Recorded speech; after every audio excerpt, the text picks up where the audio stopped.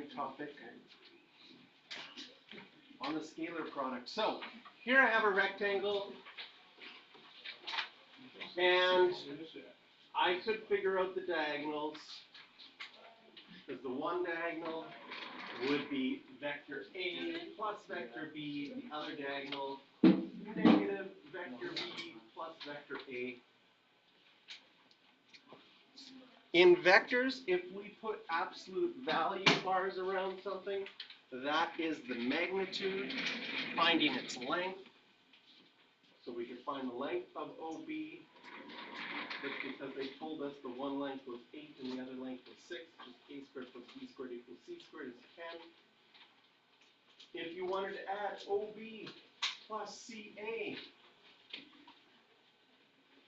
can you see that OB plus CA would get you exactly 2 lengths of A, which would be 16. And I like this one. We added OA plus AC. Can you see the A's in the middle? This would just get you from O to C. And then you went from C back to O. This is, the zero vector. You could also write it like this, I guess, O to O, which is just going to be exactly where you started with. So that is your zero vector.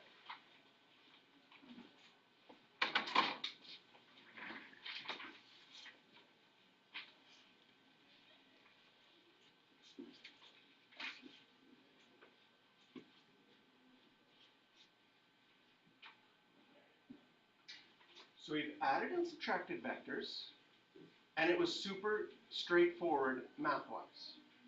Remember when we did that in matrices, adding and subtracting matrices? Super straightforward. And then we introduced multiplication in matrices, which was weird. Are you ready for some weird vector multiplication? In fact, vectors have two kinds of multiplication. They weren't just satisfied with having one kind of multiplication. So our first type of multiplication is the scalar product. Sometimes called the dot product, sometimes called the inner product. And we show this multiplication with a dot. There's also going to be a cross product where we use the old school X for multiplication, because it makes like a cross. So dot product uses a dot, cross product uses a cross.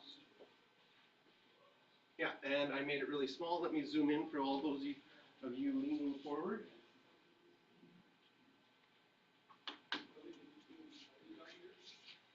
So like vectors, it involves multiplying certain components and adding them together. I mean, like matrices. But for vectors, it's like, you know how matrices, you had to turn it and crash into each other and add up all the pieces? For vectors, they're already columns. They're already ready to crash into each other. And then you still add up the parts. Remember in matrices where I said, oh, this crashes into the, oh, my arrows are in the wrong spot. This is going to be disastrous. I have to zoom out. Here, I'll zoom out. And I'll give you the diagram. This would crash into this. This would crash into this.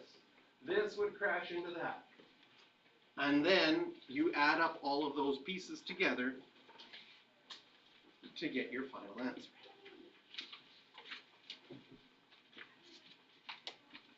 Karina, you can pick up the take-home quiz. It is the beautiful printed. The photocopier was very happy.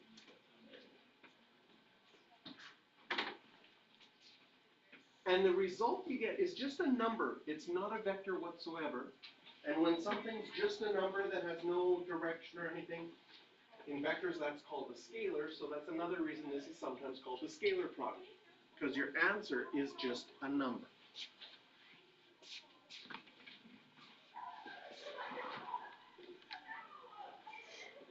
So find the scalar product of these two vectors.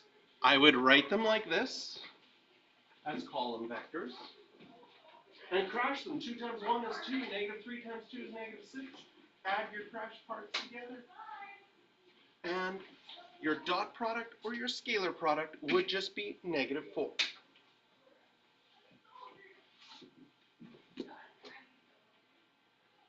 And eventually we're going to find applications of this. Right now you're like, why would we choose to do this? Well, we're going to find out why, and we're going to find out how it makes some things that would have been formerly complicated to do mathematically really, really easy. Just kind of fun. Okay. So these ones, again, I would write them as column vectors. I'd crash the 2 into the 4, the -5 into the 1, the 3 into the -7, and add all of those parts up. And my dot product would be -18.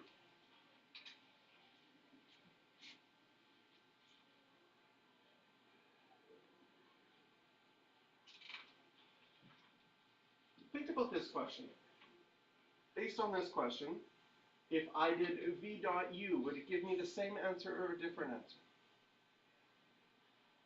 This is u dot v. V dot u would be the same. Okay? So the next thing we're going to do is look at the properties of the dot product, including the super crazy amazing result.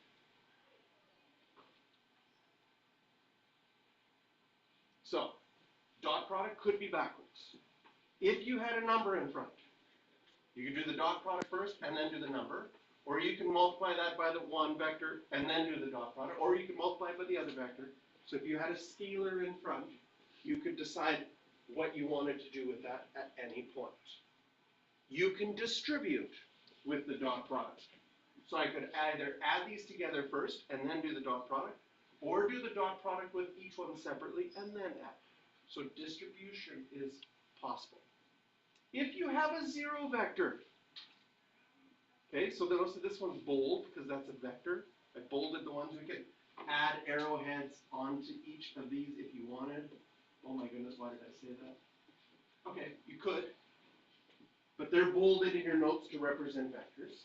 If you took any vector and you multiplied by the 0 vector, well, your first vector would hit all zeros, which would result in a bunch of zeros that you'd have to gather together and add up. You see that you would get 0, but it wouldn't be a vector anymore. It would just be 0. These are interesting, but they're the boring properties. And now we get to some interesting properties. If you do the dot product of the same thing, it gives you the length of the vector squared. Okay? This is pretty easy. I'll use an example here to show you this. You know that if you had the point 3, 4, that makes a nice 3, 4, 5 triangle. Would you agree the length of that is going to be 5? If I would do the dot product of this, I would get 9 plus 16, I'd get 25. Would you agree that that's already your 5 squared? So the dot product is always the magnitude squared, because you just haven't square rooted yet. Your formula for finding the length is multiply each of those things and then square root it. So it makes sense that this is your magnitude squared. And then in the box is the most important result. The dot product happens to always equal the length of one vector times the length of the other vector times cos of theta. And with that, we can rearrange that formula to get cos theta by itself, and we get a way to easily find an angle between two vectors, which is super helpful because it not only works in 2 dimensions, but now I can take 2 random vectors in 3 dimensions and easily find the angle between them.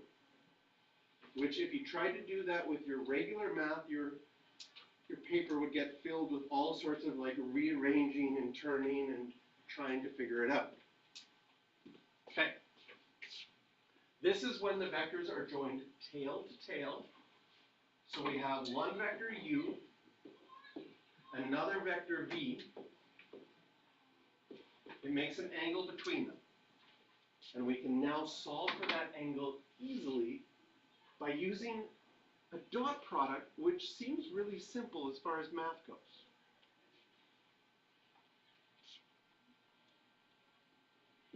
Now, some interesting things that we can solve from this.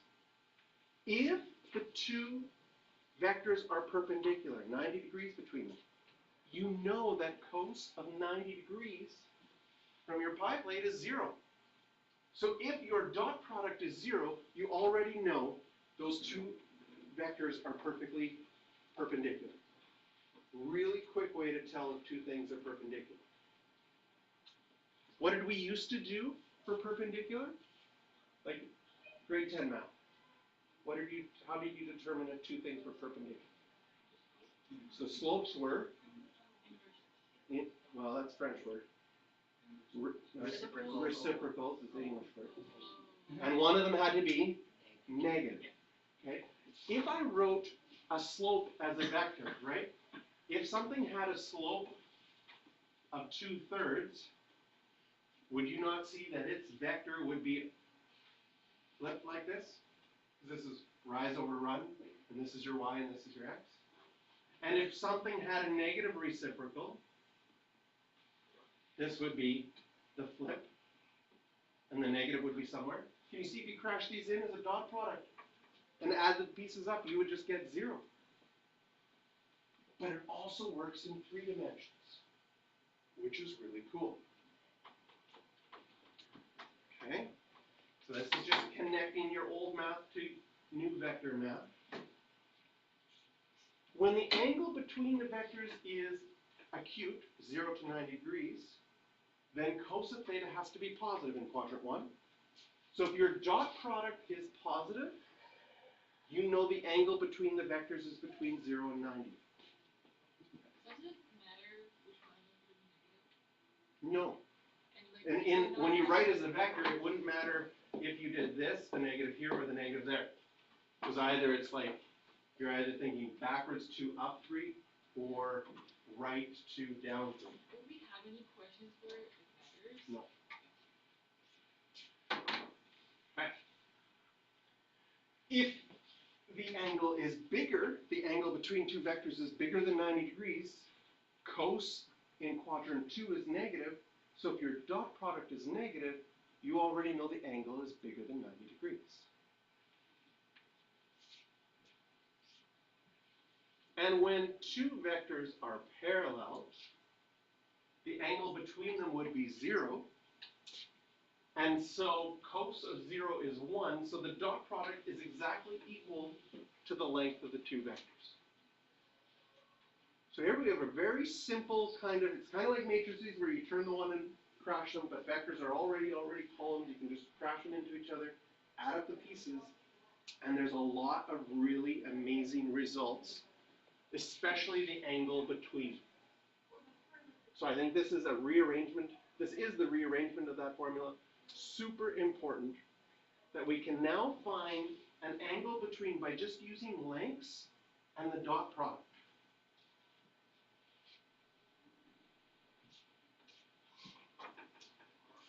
Okay? I'm going to take this back to grade 11. Let's say I had the point 3,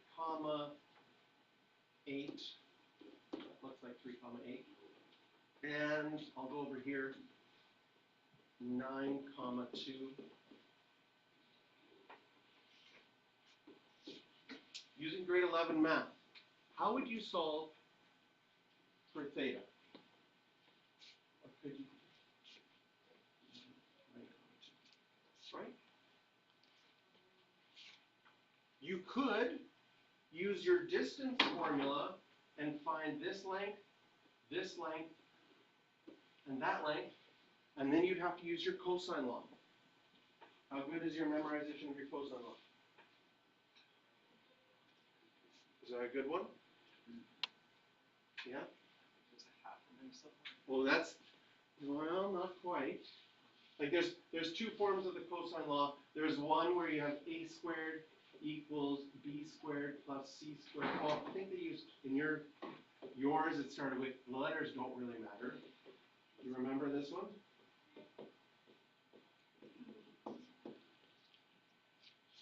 Or you could have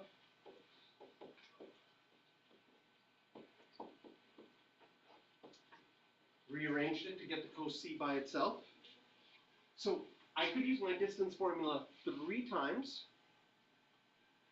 and then use this formula to find the angle. This is now saying, hey, this is an easy position vector 3, 8. This is an easy position vector 9, 2. My dot product is going to be 27 plus 16, 43. 27 plus 16. My dot product is 43. The length of this one is just the square root of 9 plus 64, 73. Square root of this one is 81 plus 4, 85.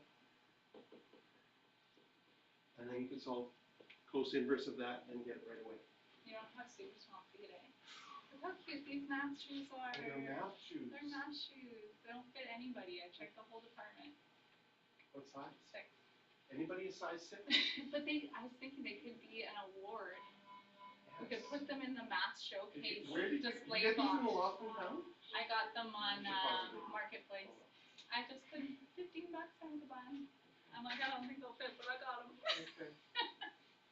But we could like have the math belt and then the Cinderella shoes.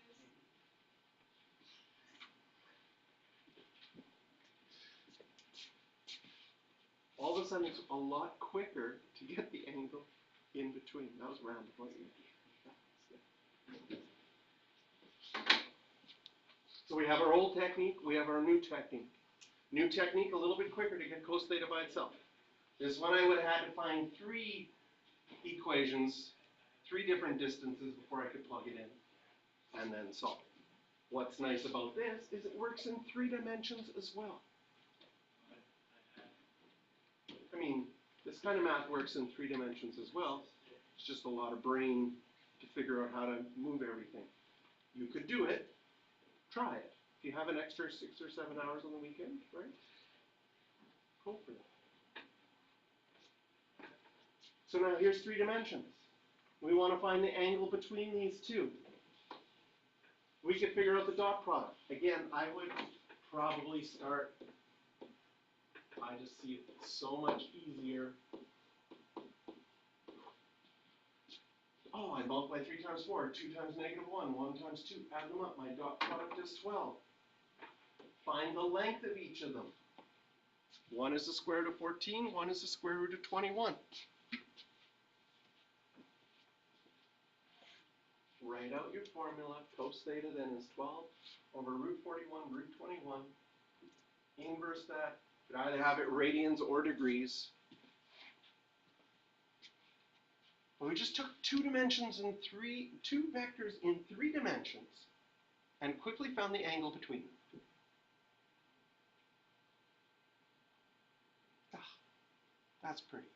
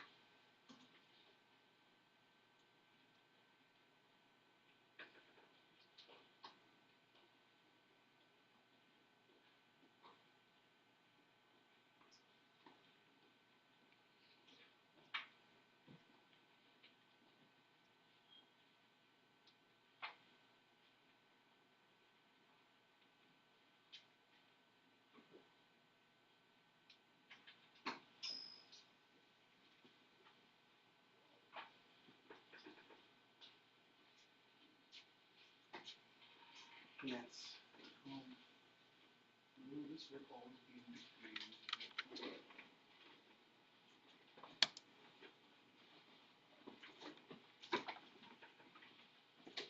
Do you remember what this fancy word meant? another word for perpendicular. Yay, orthogonal. So find the values of m for which the vectors 2m, m, and 8. So again, I just temporarily write this. And the other vector is 1, 3m, and minus 1. Because the I, j, and k are just your unit vectors, are orthogonal, which means perpendicular. What do we know? If they're orthogonal, then the dot product has to be 0. So if I multiply the components, I get 2m and 3m squared and minus 8. It has to equal 0. I could factor this and solve. So m is either -2 or 4/3.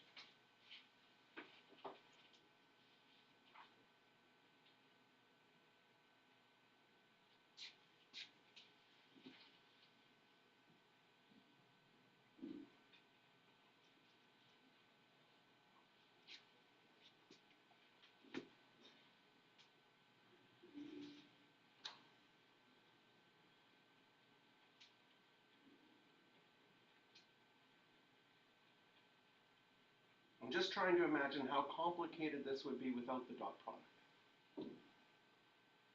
You're working in 3 dimensions with an unknown variable and you're trying to figure out how to make the angle between them 90 degrees. Kind of looks like you want to try it. Yeah, well, I'm thinking about it and then I think, no, I don't want to try that. It's like when you see a better way, it'd be like, why would you want to try something?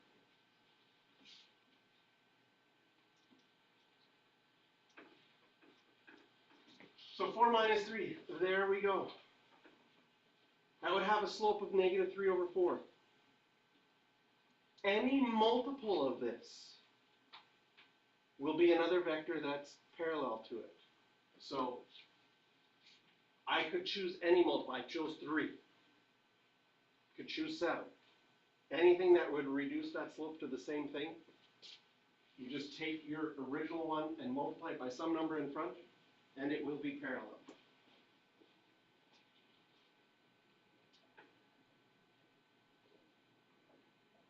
I don't know how well this would go over if this was a test question. Technically, if you wrote the same vector, again, it's technically parallel, right? Would that be the kind of thing you would do to be sort of like, your teacher would be like, come on. But it's right. Yes. If we have those kind of questions, like parallel or not parallel, why don't we have like a general solution for it come up with a specific answer? Like, a general solution for it would be Like, anything underlying. KU would be the general solution. Yeah. Which you could have 12k, -9k, and k could belong to the real numbers, not just the integers. It could be anything, right? Definitely would still be parallel. Yeah. So Okay, I cool. always have to come up with like a specific solution, right? This one says give a vector. So that it just wants you to find one, you have a choice. Not parallel, you just like anything. If you randomly pick 2 numbers, I would say randomly pick 2 numbers over 1,000, your chances of hitting the perfect one that's parallel is quite low. But someone is probably going to get unlucky one year and pick, I don't know, the exact ones that it's still, you multiplied by 126 and it worked out or something. Orthogonal, right? If we're in 2, we just have to flip them and make it positive. So I would probably write it like this. 3/4. If you've written it like before, do you have to do the thing that's in green? No. Because you just need that slope to be flipped. Okay? If it was a 3-dimension question like this, okay, let's say I want to make something perpendicular to this. Right? If it's perpendicular, I know my dot product will equal 0. You could just start with random numbers. 5. I'm gonna not make it, well, maybe I have to make it, maybe I don't want 5. You could use 5. I'm gonna use 6. This gives me 6, and then 2 times 3, that would give me 6 again. Well, what I have to do to, I'm already at 12. I'd have to subtract 12 to make it orthogonal, -4. Perfect. There's a ton of different easy answers to find. There's not just going to be one, because I could play around with other numbers and make it 0 in the end. So there's a lot of options. Because if you think in 3 dimensions, I could be perpendicular this way, this way, this way, this way. Could you use the zero vector as a solution? Or Well, the 0 vector is technically not perpendicular or parallel. It's like a dot. So it's not, no, as a nice cheating method, not quite. You're gonna be like, well, what if you really zoomed in? Maybe no.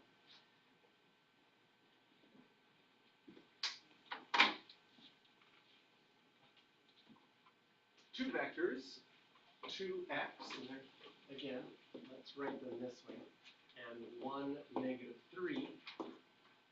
Those are our 2 vectors. They're parallel. Can you see what x is? So one of the things I do in these ones is, if they're parallel, then they would be equal if you multiplied one of them, and I'm going to choose this one. Doesn't matter, I can put the k in front of the other one, but if I put the k here, I can see what the answer is right away. What's k have to be? 2, to make the top match. So if that's the case, then x would have to be -6. Don't even need to show you the boxes, because that's right. If they're parallel, one is a multiple of the other. And you can choose, right, you could put the k here, then k would be a half. And then you have to say, well, half of x equals -3, so x has to be -6.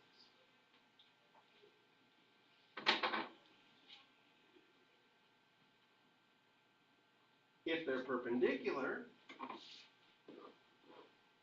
then the dot product has to equal 0. And what were our numbers again? 1, -3, and 2, and x. So in other words, this dot product, that'll be 2 minus 3x has to equal 0.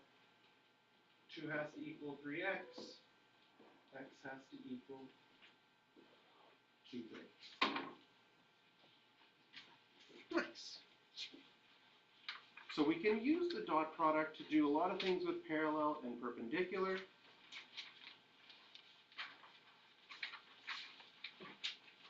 And why don't you try number 7 on your own? And I'll put the answer up in a sec.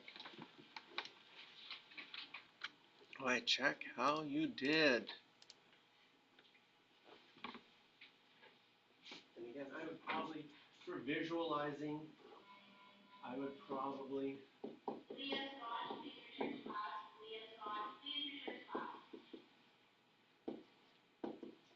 those are the 2 vectors as column vectors. I just find it so much easier to visualize the dot product when I have column vectors.